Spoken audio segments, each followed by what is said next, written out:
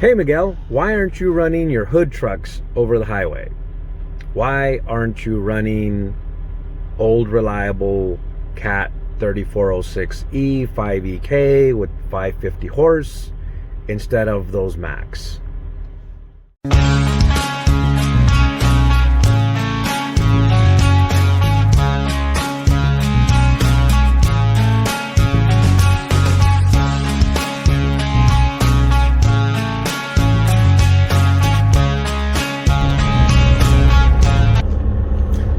What's happening, my YouTube friends and family?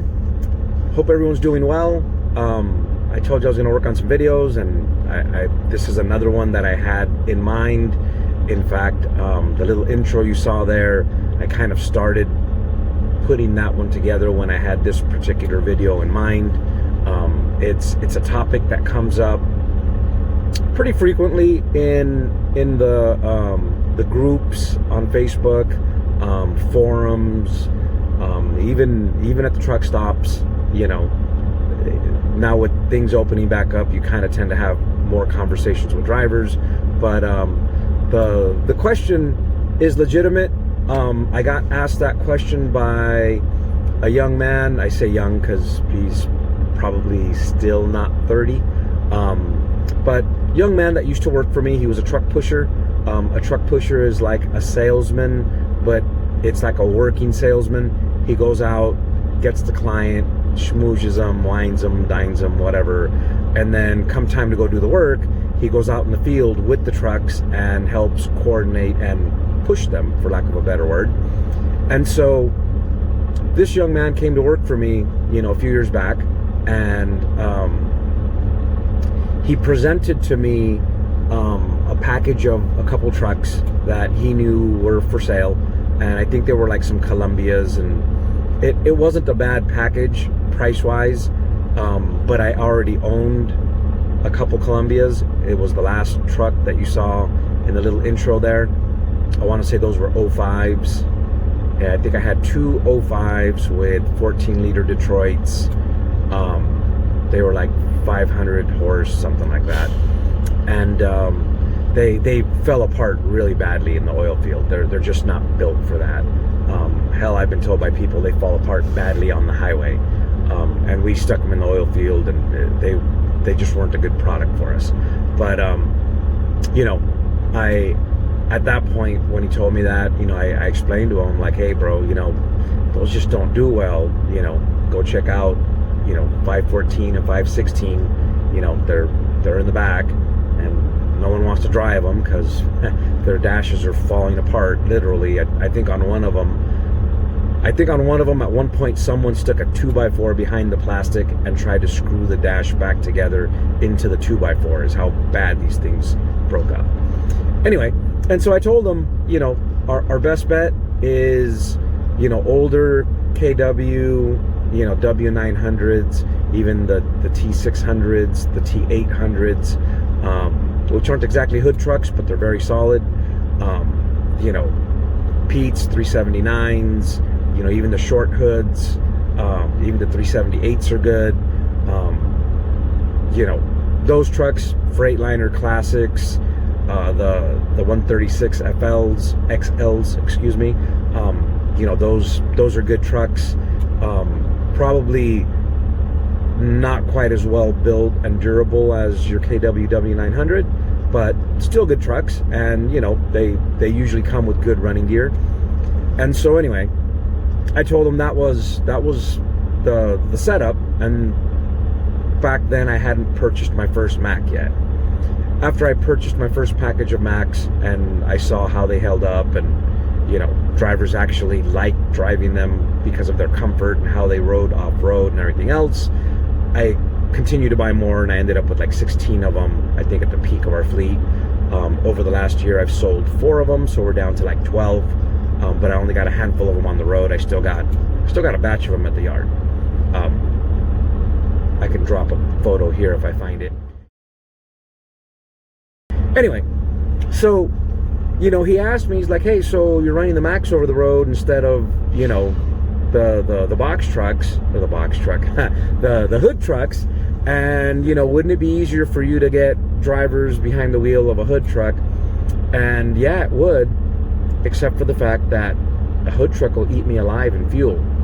And I see a lot of videos on YouTube where people are, you know, business owners, fleet owners, whatever, are trying to convince, you know, old school drivers like me and older, you know, to, as a lease on owner, basically the company buys a truck and then leases it to you, and you become an owner operator through a truck you're leasing from them. And those videos, you kind of get the vibe that they're trying to sell you something, because they're trying to convince you to sign on a lease agreement that you're going to take the payment on that truck. And so a lot of people, I think, don't feel like they can trust those numbers, because they feel like they're being, you know, led down a trail because they're trying to sell you something. And so in my case, I got nothing to sell. I don't have owner operators running for me. I don't lease trucks to owner operators. It's just me, my trucks, and this is my decision based on my numbers. And so I still have trucks sitting at the yard that are both hood truck and not hood truck. So I think I got 2 Peterbilts, a couple Internationals, and what else is over there? I want to say I have 2 Internationals, a couple Peterbilts, might still have a Freightliner sitting over there. I don't remember. No, I sold that last Freightliner. Anyway, so the gist of it is, I've been running trucks over the road now for a long enough period of time where I can say I can look at these things and kind of analyze it a little bit more.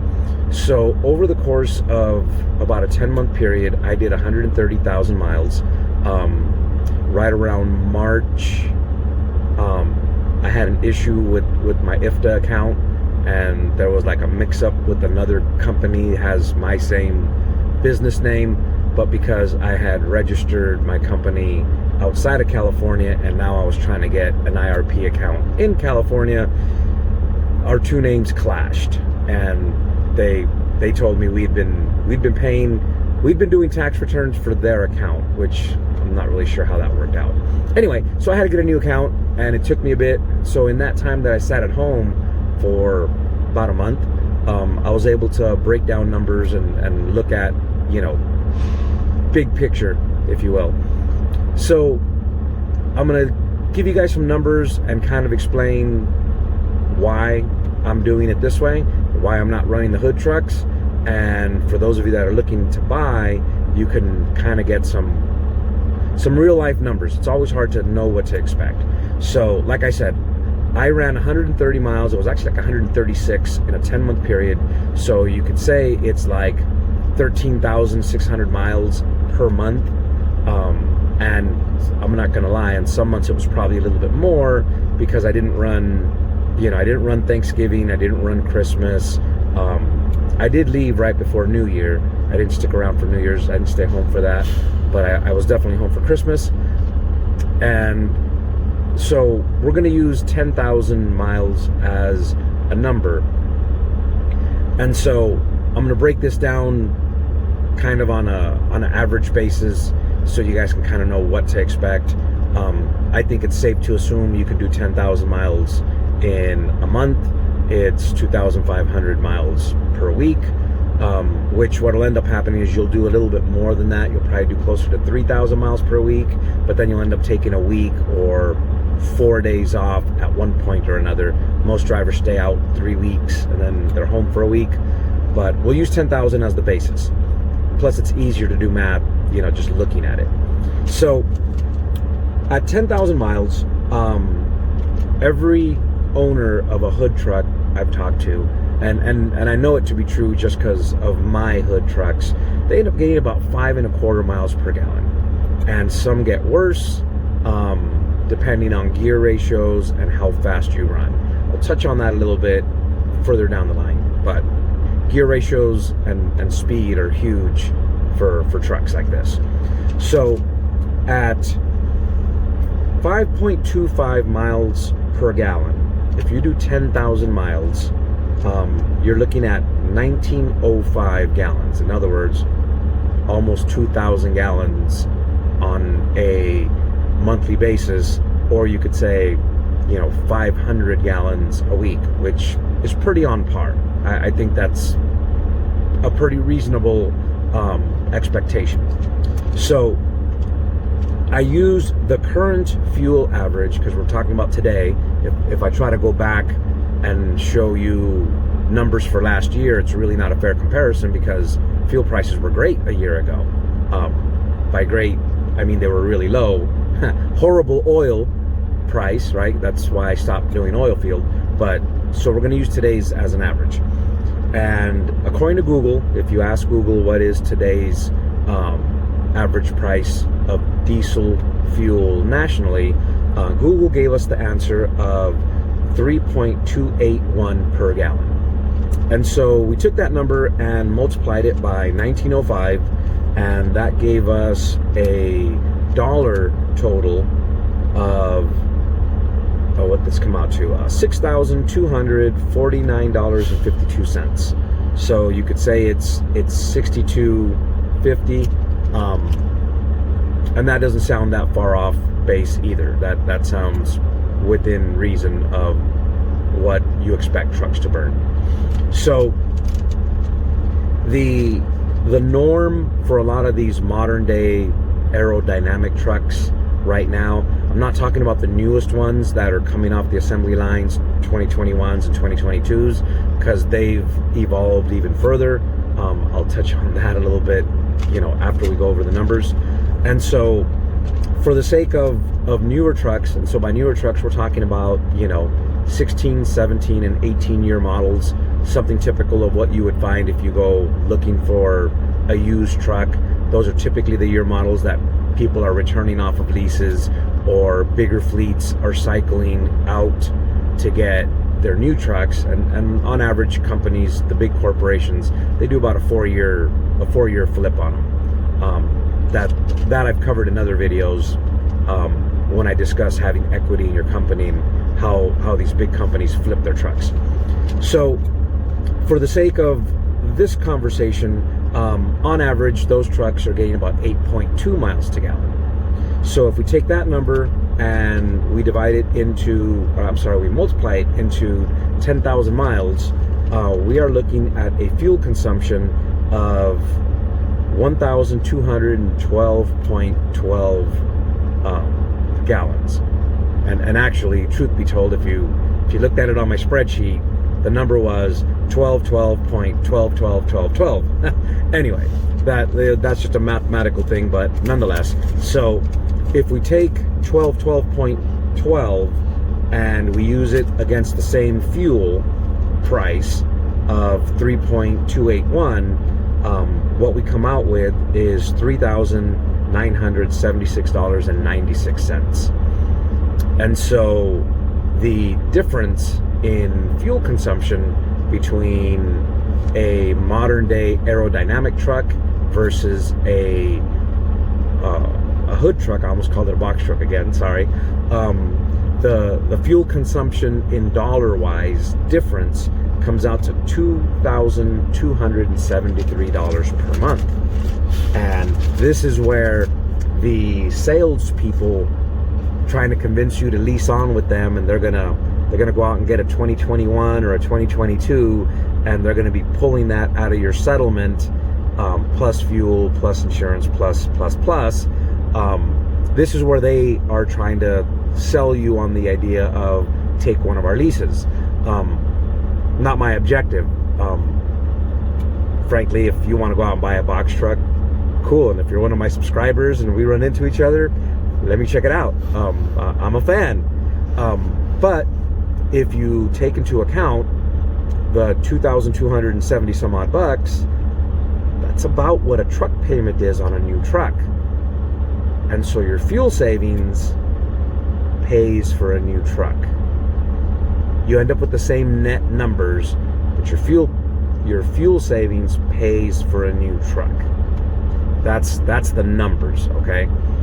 So for me, now that I gave you the spiel, the fleet manager's special, for me, I don't do 8.25 miles to the gallon. I don't get that. Couple reasons. the trucks that are getting that kind of mileage, either in the Freightliners or the Volvos, they're typically automatics, and they run like 2.8 gear ratios on the rear ends. And when I bought my trucks originally, the idea was I was putting them in the oil field. They have 330 rear ends, and they have manuals with 13 speeds. And so I also don't have all the body fairing all the way around the tanks and the what do you call it? The battery boxes and the emission stuff that hangs on the side of the truck. My truck's what you would call a naked truck.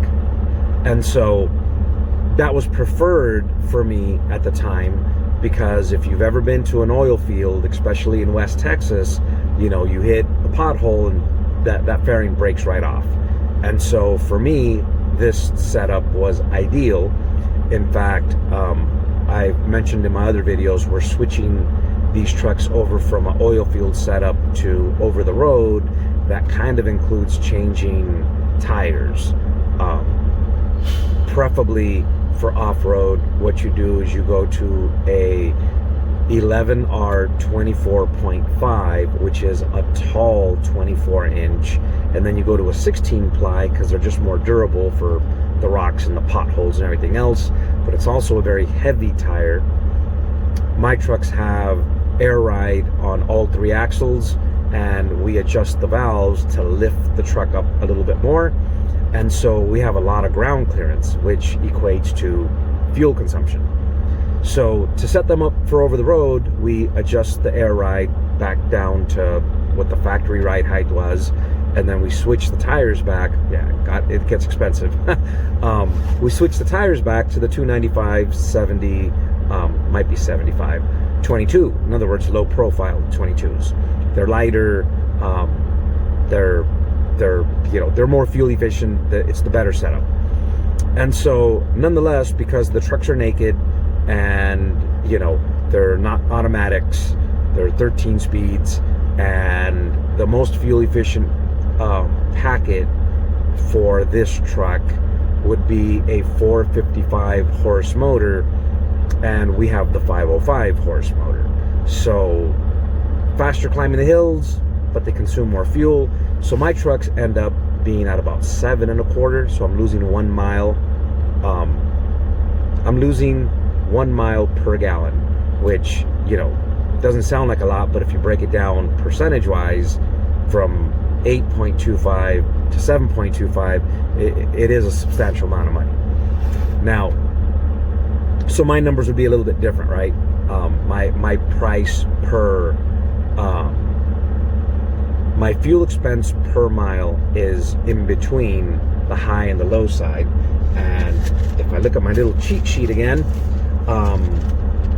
what did we say? We are 6,249 was your fuel expense for a hood truck. So that means 62 cents a mile is what those trucks cost in fuel, as compared to 39 cents a mile on your most fuel efficient setup. And so I'm a little bit shy of that, but I'm not like double that. And so when people ask, hey, what's a better setup for me to get into, I can't tell you which emission motor is more reliable in terms of, you know, the problems these emission trucks do have. They do have some issues. There's years that are worse and there's years that are better. That's something that you kind of got to research on your own. I'm a little bit lucky with the trucks I have. They aren't that problematic, but I did go out and purchase from Volvo a product called Premium Tech Tool, and so that allows us to connect to the ECM, and we can fine-tune stuff. I can change parameters in the engine, I can troubleshoot, it'll read me out codes and so on. And so if you consider what your fuel consumption difference is, you will see that the newest trucks will save you enough money to make the payment on the truck. those numbers don't lie. They're very basic, they're very clear. And for as much as when I watch these other videos guys put on, I'm like, man, you're really pitching this, trying to sell, you know, an owner operator to come in as a lease operator. There's a difference. You know, they both act as owner operators, but when you come in as a lease operator, they're leasing you a truck and they're taking that from your pay. I've never believed in that package personally, but the fuel savings will make the payment on that truck. It's very clear numbers wise. And so a couple things that you want to consider, you know, regardless to whether you go with a hood truck or an aerodynamic truck. If you watch the intro, the very first truck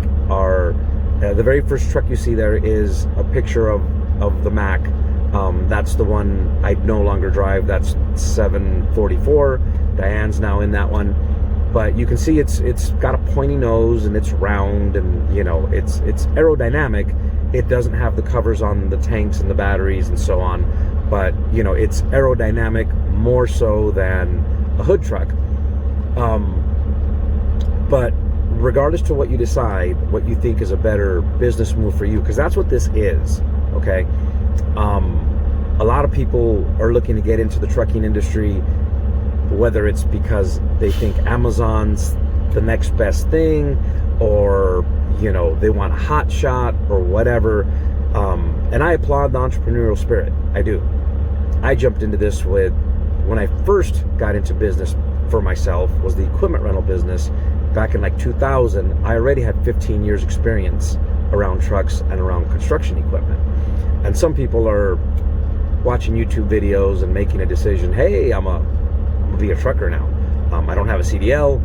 I don't know any of the FMCSA rules. I don't know anything about trucks, but I'm gonna be a trucker. And I'm not criticizing you. I applaud and tip my hat to anyone that wants to throw their name in the I am a business owner game. It's a big step in life. And so I offer my 2 cents, because a lot of people are, in my mind, a lot of people are kind of even rude about sharing some of their info. And some people aren't going to agree with me. I have a lot more followers than I ever thought I would have. And I'm sure in the comments, people are going to hate on the fact that it looks like I'm putting down hood trucks. I've said it several times in this video. I'm a fan. I think they're beautiful. I love them. But, there's just certain things about them that affect your numbers. And so, regardless to which way you decide to go, there's other things that affect your fuel numbers. And I'll give you my truck as an example. So, physics in general, all the manufacturers, whether it's KW, International, Peterbilt, Mack, Volvo, Freightliner, I hope I didn't forget anybody so no one feels butthurt. They've all figured out that 62 miles an hour is like the speed for fuel efficiency. Anything faster than that just consumes more fuel. It's a lot like aircraft. If you have even the slightest interest in aviation, I'm kind of an aviation fan myself, you get up to a certain speed with a jet, and to increase 10% in speed, you increase your fuel consumption 25%. And it's the same thing with pushing these trucks down the highway. And so 62 miles an hour is the optimal speed. And I know what you guys are thinking. You're thinking, Miguel, if you're doing 62 miles an hour, you better keep your butt out of the hammer lane. I do. And my trucks are not governed at 62. My trucks are governed at 77, and I'll kind of go into that. So 62 miles an hour is the optimal speed for fuel efficiency. Aerodynamically, it's just where it works. No matter how smooth you make the truck, faster than that creates additional turbulence that is basically drag, and there's no magic pill. All the manufacturers realize it, and if you go spec one of these things brand new, that's what they're going to tell you. And so I said earlier that the newest trucks are getting even better mileage. I'm hearing numbers of over 10 miles to the gallon, but that's at 62 miles an hour. And that's with the newest trucks that have what's called turbo compounding. when I first heard the term, I kind of thought, well, what a silly name for a twin turbo. Turbo compounding, something a little bit different. It actually has like a gear-driven turbo that pushes directly on your gear set. And so doing this means you can spin the turbo slow, you can spin the engine really slow, and still make torque. And so these newest trucks can now growl down the highway at 62 miles an hour doing 950 RPM. Any of you that drive trucks know that's incredibly low. So my particular truck is all I can really share the difference. So when we plan trip a load from coast to coast, we make sure that when we're discussing the schedule with the brokers, we make sure that, you know, we try and get where we can plan a trip plan 500 miles a day. And 500 miles a day is not difficult to do when you're already loaded. You wake up, you do your pre-trip, and you just leave the truck stop. 500 miles a day is harder to do when you got to go bump a dock, get loaded, leave, get to your receiver, bump a dock, and get unloaded. That's hard to do in one day. But if you're just going to wake up, you know, put her in gear and roll, you'll cover 500 miles a day easily. But we try and schedule ourselves based on that number so that I can tell the driver, run 62. Unless you start falling behind, have a blowout, lose an airbag or something, and you have to get stopped, then you bump it up and get yourself caught up so we're not late. And so for us, running 62 miles an hour, grossing about 75,000 pounds, that's another thing I'll get to in a minute, but so grossing 75,000 pounds, we can get 7.25 miles per gallon. Now, that's a typical trip plan from, let's say, West Coast to East. And we don't go all the way to the East Coast, we try and go to the Midwest.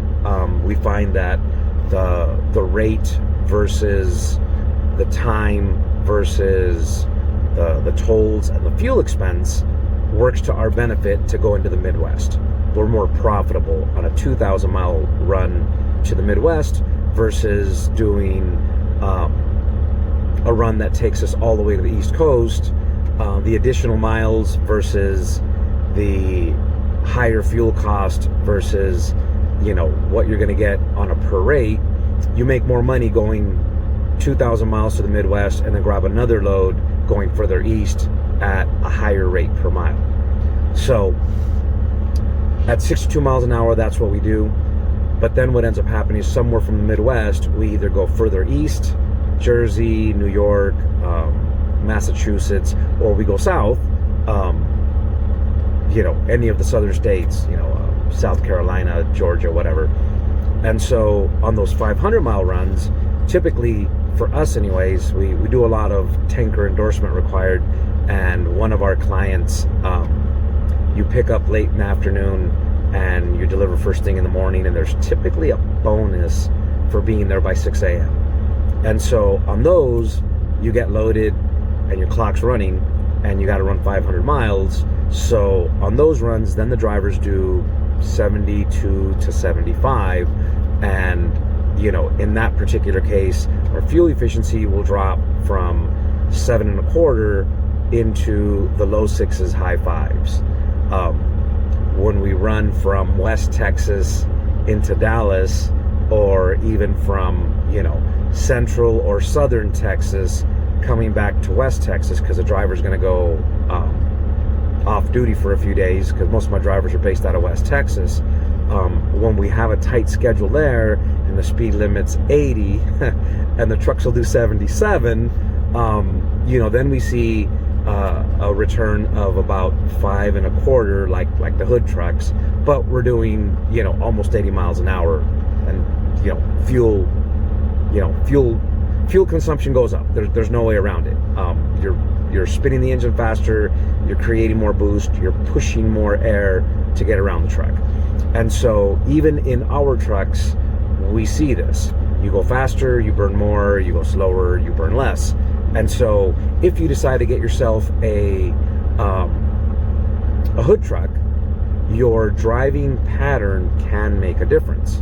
The gear ratios you get, can make a difference. We run 330 gears. I know a lot of guys in the hood trucks are now gearing towards that, especially the newer ones. They're geared 330. Very few guys are running 377 unless you're doing heavy haul. And so that's making a difference for them as well. But that's kind of it in a nutshell. Your fuel expense next to payroll is it's the largest. Payroll and fuel are the two biggest hurdles. If you don't do enough miles, then your truck payment and insurance become a bigger factor because you break it down across less miles. The key is you have to do miles, right? You have to do a volume of miles so that percentage-wise, it's a lower percentage. But nonetheless, when I get to a point where the trucks are just getting too old and it's time to modernize, if the so-called, I say so-called because I haven't met anybody that is driving the newest generation of trucks that they say get 10 miles to the gallon. I haven't had someone definitively say, dude, yeah, I filled up here, I got there, I refueled, and it's 10 miles to the gallon. 10 miles to the gallon is going to be very difficult to pass up. When it comes time to replace these, if that's what they're getting, color me Volvo or color me Evolution, 10 miles to the gallon is a game changer. And I know I said I'd touch on it. So the newest trucks have the turbo compounding. They run automatic transmissions, which I'm still not a fan of, but the technology is that the computer can better decide what's going to be most fuel efficient, and the newest version of cruise control actually knows the topography ahead. It knows there's an uphill coming, so it will slowly start accelerating you in preparation for hitting that hill at a better torque number to help you climb it without having to mash the throttle. Anyway, so the technology is doing a lot. Frankly, I don't think I'd buy an automatic, even if it means I won't get 10 and I'm going to get 9. I just don't believe in them. My kid brother works at a Peterbilt dealership, and he shares stories with me. He's like, dude, stick with the manuals. Stick with the manuals. All your drivers know how to run them anyways. You'll be much happier. But with turbo compounding, with these much higher gear ratios, people are running 280s, 220 gear ratios, and they're still managing to climb hills because with the turbo compounding, there's much more torque at the bottom end. These motors make torque in the 12 to 1400 range, and these turbo compound motors, you can lug these things down to 900 RPM. That's fuel savings. And then of course there's a thing where you put someone in a brand new truck, everything's squeaky clean, they're quieter, they're smoother, they're not a cool guy look truck. But I'm not in business to look cool. It doesn't put money in the bank, and like they say, Chrome doesn't get you home. That's my choice. Your choice will be based on your own beliefs. I'm just sharing numbers because that's the thing people don't always like doing. What are you really spending on this? Oh yeah, no, it's all right. You'll be fine. And then you jump into it and you're shaking your head saying, holy cow, I'm spending almost $7,000 a month in fuel. And then you go talk to a guy, in a new Evolution, and he's spending half of that. That's kind of my outlook on it, guys. And so I figured I'd share it. I've been asked a few times, because I have mentioned before that, these Macks with the Volvo engines are pretty fuel efficient. They're not the most fuel efficient thing on the road, but I'm ahead of the curve compared to 5 or 6 miles to the gallon. In that 7 range, we're doing pretty good. I'm making a push to get more trucks out of mothballs and on the road.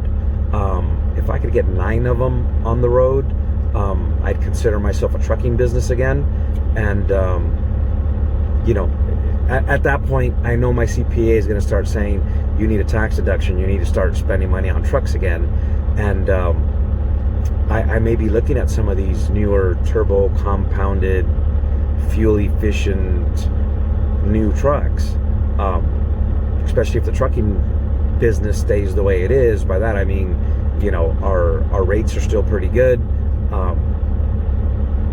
depending on what oil field does. If I don't really see that market becoming or returning to where it was, we may remain an over-the-road company. I've been contemplating doing tankers over the road or doing hazmat over the road. Most of my drivers have their endorsement, more insurance, but way better rates. And so that's still kind of all up in the air. But for now, the focus to get more on the road. I'm not going to push to get the box trucks, the hood trucks out. If oil field doesn't pick back up, I may move them over to do end dumps or, you know, some sort of vocation that they're still pretty adequate and very capable of doing. But I don't think I'm going to put them over the road and try and do 10,000 miles a month with them. I just don't think I don't think in today's market that's a smart move. You know, if fuel was at $2 a gallon and rates were good, maybe it wouldn't matter. But I think with fuel in some places being well into the fours, getting 5 miles to the gallon is not, I mean, it's almost $1 a mile. Do that math. You know, if you're getting 5 miles to the gallon and fuel is $4 a gallon, it's almost $1 a mile fuel cost per mile.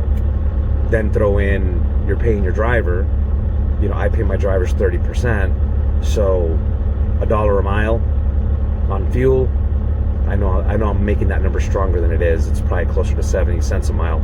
But then you take 30%, now all of a sudden, you know, your break-even point goes from like $1.60 a mile closer to $2, $2.25 a mile. And so if you get $3 a mile, that difference isn't enough to pay insurance, maintenance, dispatch service, wear and tear on the truck. And hell, I don't even have a truck payment. My fleet's paid for. I've mentioned that in other videos. And so I don't even have that consideration at this point. But just imagine if I could save a couple thousand a month with a 10-mile per gallon truck, having a truck payment as opposed to spending it on fuel makes sense. Anyways, guys, I've rambled on long enough. This is a much longer video than I thought it was going to be. But, you know, I've had a few people kind of ask. There's a lot of questions, especially from buddies of mine and people that I interact with in other groups regarding hotshot. I do own a couple hotshot trailers. I've not moved them. It doesn't make sense to move them for me at the price that they're working at right now. Tow Piglet did a really good video. If you guys have a curiosity about hot-shotting, Tow Piglet just did a video where he broke down per mile what his expense is. And so he took the number of $1.83 a mile as the expense for running a big truck. And I think that number is a little bit on the strong side for some, but it's a little low for others, especially considering whatever your fuel consumption is. But I think he said he took that as a national average from some kind of report. So his figure was like $1.83, and then for a rig, and then his breakdown of his personal expense on his hot shots, and I think he's running like 4 or 5 of them now. He was like in the 160s, and I think I've always said it to a lot of the hot shotters. You know, you've allowed brokers to lead you to believe your expenses or your cost to operate is cheaper, and it really isn't. I bought this truck and a fleet of them in packages of 4 for $80,000, and so this truck cost me $20,000 to purchase. In today's market, I could sell it for $30,000. You can't do that with a pickup truck. You just won't. And so, you know, I've sold 4 of these things, and I think each one of them sold for 10 or 15,000 more than I purchased them for. So in essence, they helped pay for some of the other trucks in the fleet. You can't do that with a pickup truck. And a big part of your hotshot guys, I know I'm kind of diverting now to the hotshot world, but a big part of what those guys don't look at is, you know, the fleet modernization or replacement. That is a real cost, and it impacts your balance sheet. It's not your profit loss statement, it's your balance sheet that it affects. In my case, where I have a fleet of these things that are paid for, I also have a yard full of tankers that are all paid for. My balance sheet has a positive number on it. I could sell all that stuff today. It's not enough for me to retire, but I could sell all that today and use it to buy more equipment that fits over the road. You won't get there with a hot shot because your equipment depreciates too fast. But anyways, I'm like starting to skip all over the place, guys. I apologize. I just wanted to share my numbers, my fuel cost, and, you know, kind of my expectations and why I don't run my hood trucks, because I've been asked. You know, people drive by the yard and they see them sitting there like, why aren't you putting those over the road? Ultimately, that's why, guys. Anyways, as always, thanks for watching. Today's Sunday. I'll see if I can get this all uploaded tonight. Anyways,